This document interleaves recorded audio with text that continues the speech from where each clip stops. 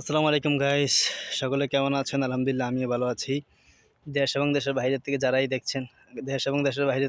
দেখছেন সকলকে আন্তরিক শুভেচ্ছা ও অভিনন্দন জানিয়ে শুরু করছি আজকের ভিডিও। আজকের ভিডিওর উদ্দেশ্য হচ্ছে যে আলহামদুলিল্লাহ আমি ইতালিতে থাকার জন্য যত রকম ডকুমেন্টস দরকার গভর্নমেন্টের কাছ থেকে আমি সমস্ত ডকুমেন্ট হাতে পেয়েছি। এবং কি আপনারা জানেন যে ইতালিতে যারা আসে তাদের জন্য ফার্স্টে হচ্ছে যে ওয়ার্ক পারমিট দরকার হয়। তো আলহামদুলিল্লাহ আমি থানায় মামলা করার পরে একটু ভয়ে ছিলাম যে আমি ওয়ার্ক পারমিট পাবো কিনা, রোড পারমিট পাবো কিনা। আলহামদুলিল্লাহ থানায় মামলা করার পরে আমি রোড পারমিটটা অনেক সহজভাবে পেয়েছি। এবং কি দেন পরবর্তীতে আমি ওয়ার্ক পারমিট পেয়েছি ইতালিতে থাকার জন্য। আপনারা সকলেই জানেন যারা ইতালিতে আছেন, ইতালিতে রেসিডেন্টটা খুবই জরুরি। আপনার বাসার ঠিকানা, বাসার অ্যাড্রেস, বাংলাদেশে যেরকম এনআইডি কার্ড থাকে এরকম এদেশেও আপনাকে একটি ঠিকানা দিতে হয়, গভর্নমেন্টের কাছ থেকে একটা ঠিকানা নিতে হয় আপনার বাসা অনুযায়ী, আপনি যে বাসায় থাকেন। তা আমি সেই রেসিডেন্টও হাতে পেয়েছি।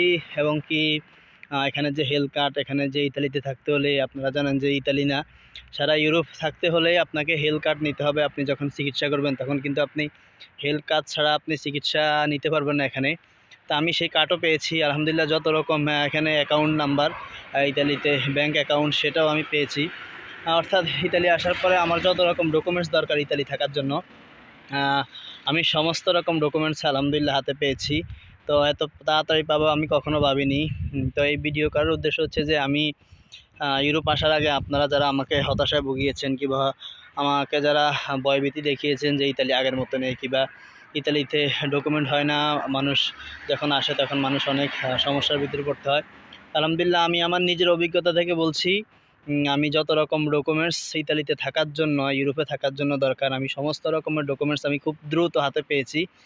তো এই ছিল আজকের ভিডিওটি ভালো লাগলে অবশ্যই লাইক কমেন্ট শেয়ার করতে ভুলবেন না। ইনশাল্লাহ দেখা হবে পরবর্তীতে অন্য কোনো ভিডিও নিয়ে। আসসালামু আলাইকুম।